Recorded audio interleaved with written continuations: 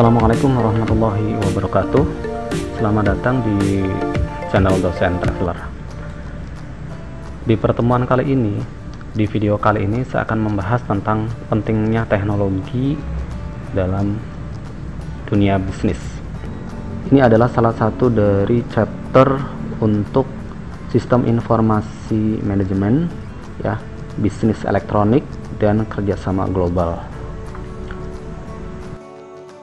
Bisa kita bayangkan para pelaku bisnis pada zaman dahulu ketika komputer belum ditemukan, mereka akan selalu mengadakan rapat rutin, ya, untuk mendistribusikan informasi atau menambah informasi dari berbagai macam pelaku-pelaku bisnis lainnya.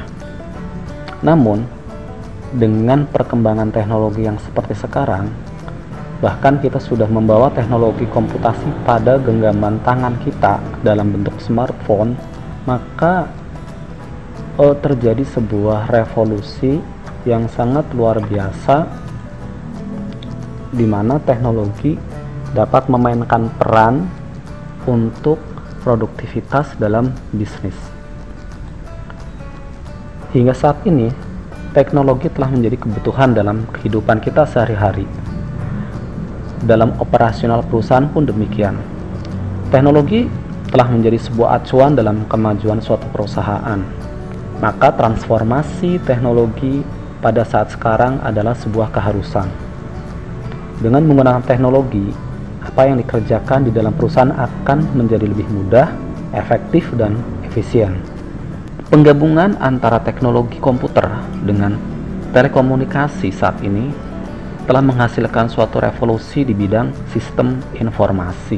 Maka peranan teknologi dalam meningkatkan produktivitas perusahaan bisa kita temukan bagaimana peran penting teknologi bagi perusahaan itu bisa menghasilkan keuntungan-keuntungan, seperti proses yang awalnya manual bisa menjadi otomatis, sehingga ini dapat mengurangi biaya untuk tenaga kerja, biaya untuk kertas, ya, bahkan kita sudah mengenal paperless, ya, bahkan mengurangi biaya untuk tenaga kerja dengan mengganti mesin-mesin. Dan kita juga bisa menghilangkan alat tulis dan lain sebagainya. Kemudian keuntungan teknologi bagi perusahaan yang lain adalah hemat waktu, di mana waktu yang diperlukan untuk mengerjakan suatu pekerjaan menjadi lebih cepat dengan bantuan teknologi. Dalam dunia bisnis, yang sangat penting lagi adalah keuntungan cepatnya dalam pengambilan sebuah keputusan. Karena dengan teknologi, maka data-data yang dibutuhkan dapat diperoleh dengan cepat. Ya, kita bisa membayangkan yang tadi dari awal cerita, ketika kita membutuhkan suatu data, maka biasanya pada bisnis zaman dahulu, maka pertemuan atau rapat menjadi hal yang mutlak. Sehingga dengan teknologi ini bisa menjadikan keputusan bisnis itu bisa diambil dengan cepat. Keuntungan yang lain adalah teknologi juga bisa menghemat biaya untuk promosi maupun untuk pemasaran. Bayangkan dengan era digital seperti sekarang, kemudian kehadiran dengan smartphone yang ada di tangan, maka sebuah perusahaan ketika menginformasikan atau mempromosikan barangnya bisa langsung cepat sampai kepada tangan konsumen. Atau kebalikannya, ketika seorang konsumen ingin mencari produk-produk yang sesuai dengan keinginannya, maka dengan smartphone yang ada di tangannya, dia bisa searching. Kalau bahasa sekarang, googling saja. Dengan teknologi, sistem informasi atau segala sistem pekerjaan yang ada di perusahaan maupun di perkantoran bisa terintegrasi.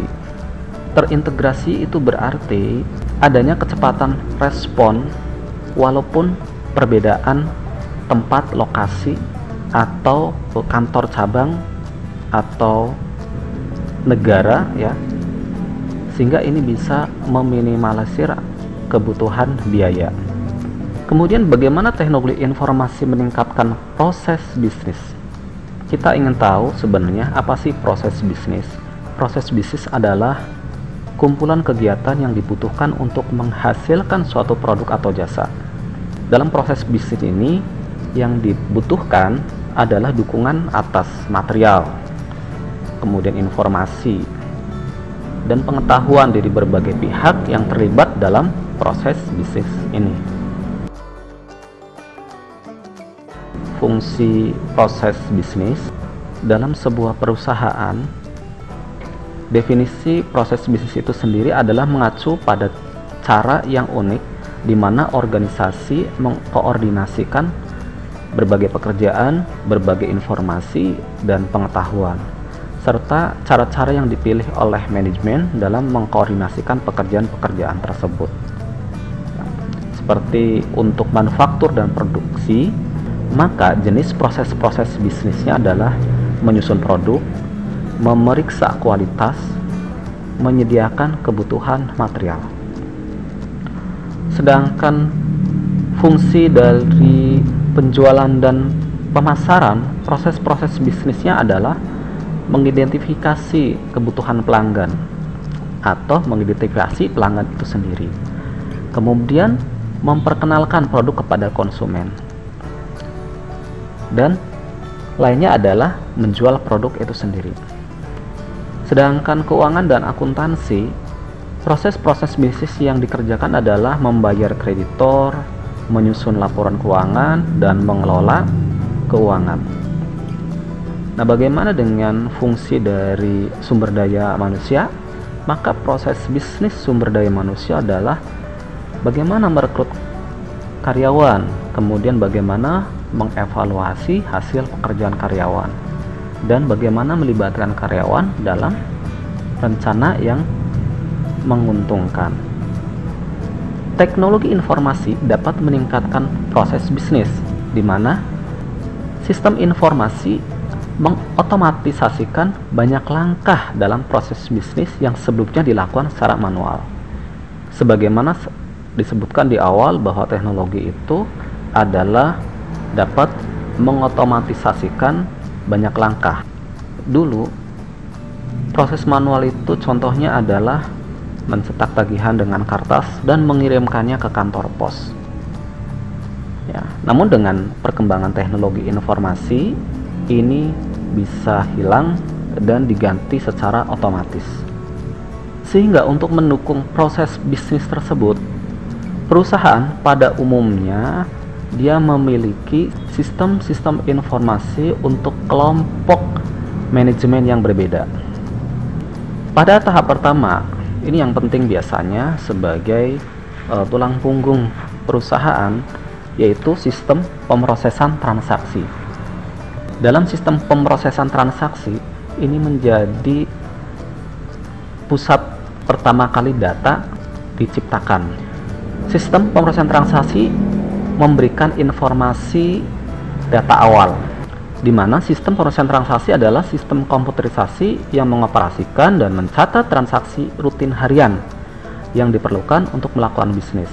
Ya, kita bayangkan seperti sebuah warung ya, atau sebuah restoran. Maka entry pertama untuk informasi menu yang paling laku itu biasa didapat dari data penjualan. Kemudian sistem yang kedua ya adalah sistem untuk intelijen bisnis.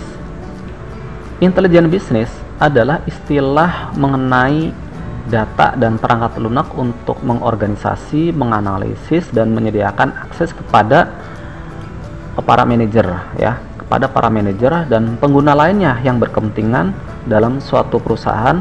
Tujuannya adalah untuk membuat keputusan yang lebih berdasarkan data-data tersebut ya, atau berdasarkan informasi tersebut. Sistem informasi manajemen juga sebenarnya menuju pada kategori spesifik dari sistem informasi yang membantu manajemen tingkat menengah ini. Data dasar mengenai transaksi yang diperoleh sistem yang di awal, yaitu sistem pemrosesan transaksi, Ini dirangkum dan disajikan sebagai laporan yang dihasilkan setiap saat. Nah, kemudian laporan-laporan ini dapat dikirim secara online. Dari sinilah kemudian oleh sistem informasi ini menggambarkan bagaimana level transaksi dari persediaan, dari produksi, dan dari akuntansi. Dan ini dirubah menjadi data laporan untuk digunakan oleh para manajer untuk data sebagai pengambilan keputusan. Dan ini akan selalu rutin pada saat itu juga sesuai dengan kondisi yang ada di lapangan.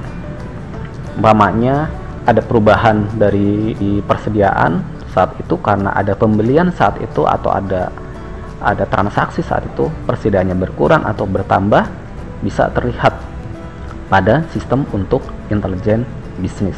Selain itu, sistem untuk intelijen bisnis juga didukung oleh sistem pendukung keputusan.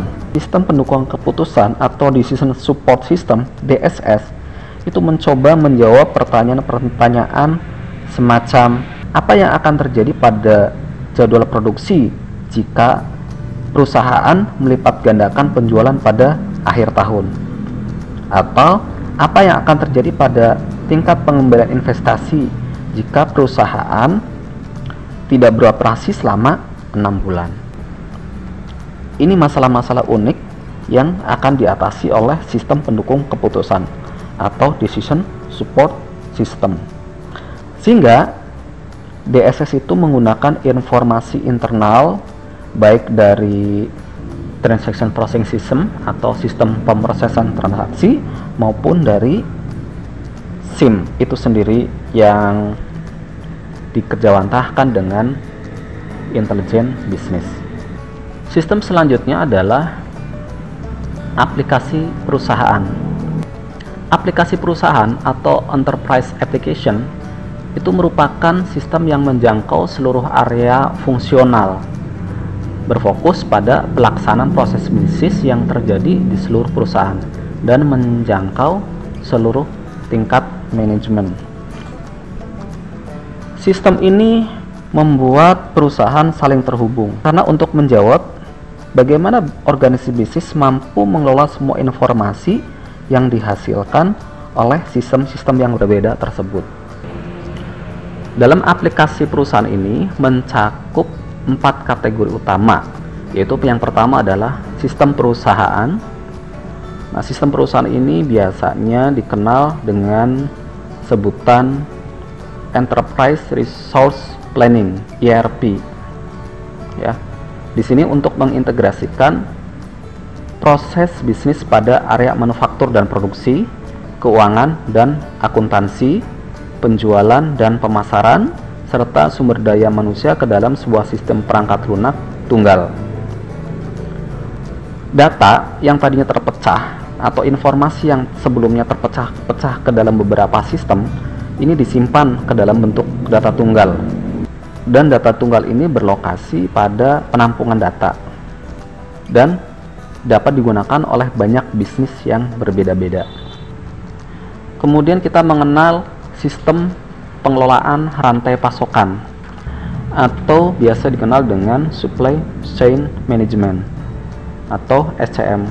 Di sini untuk mengelola hubungan dengan pemasok. Jadi sistem ini membantu pemasok, perusahaan pembeli, distributor, dan perusahaan logistik untuk berbagi informasi tentang pesanan, tentang produksi, tentang tingkat persediaan, serta pengiriman produk dan jasa. Sehingga mereka dapat memanfaatkan sumber daya, kemudian juga mereka dapat memproduksi, serta mengirimkan barang dan jasa secara efisien. Selanjutnya adalah sistem pengelolaan hubungan pelanggan, atau biasa disebut dengan Customer Relationship Management System, atau biasa juga atau disingkat dengan CRM. Ini bertujuan untuk mengelola hubungan perusahaan dengan para pelanggan. Sehingga di sini sistem ini menyediakan informasi guna mengkoordinasikan seluruh proses bisnis yang berhubungan dengan pelanggan di bidang penjualan, pemasaran, serta pelayanan. Tujuannya adalah untuk apa? Bagi sisi perusahaan untuk mengoptimalisasikan pendapatannya.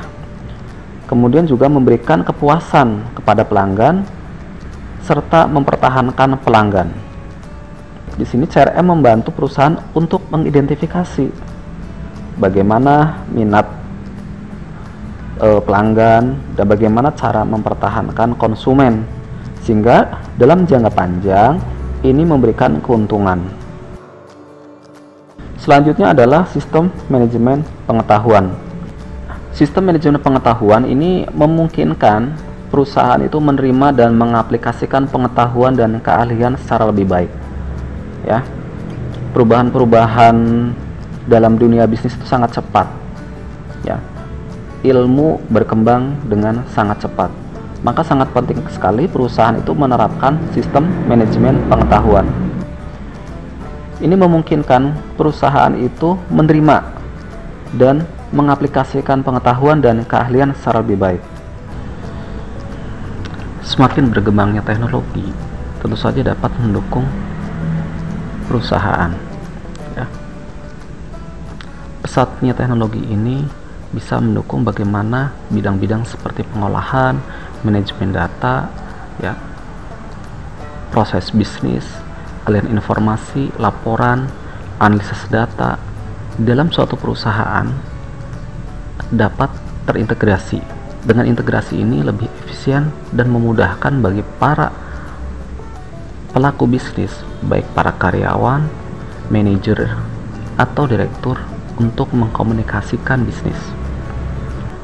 Sehingga sebuah perusahaan memerlukan sistem informasi manajemen yang melayani berbagai kelompok manajemen yang berbeda. Dan untuk mengintegrasikan itu semua, perusahaan akan membuat sistem aplikasi perusahaan. Seiring berkembangnya teknologi, kedepannya tidak menutup kemungkinan segala aspek dalam sistem perusahaan akan terus dikembangkan menjadi lebih efisien. Seluruh kebutuhan bisnis akan lebih mudah untuk disediakan. Baik, terima kasih sudah menonton video ini. Semoga bermanfaat. Jangan lupa untuk like, share, and subscribe. Wassalamualaikum warahmatullahi wabarakatuh.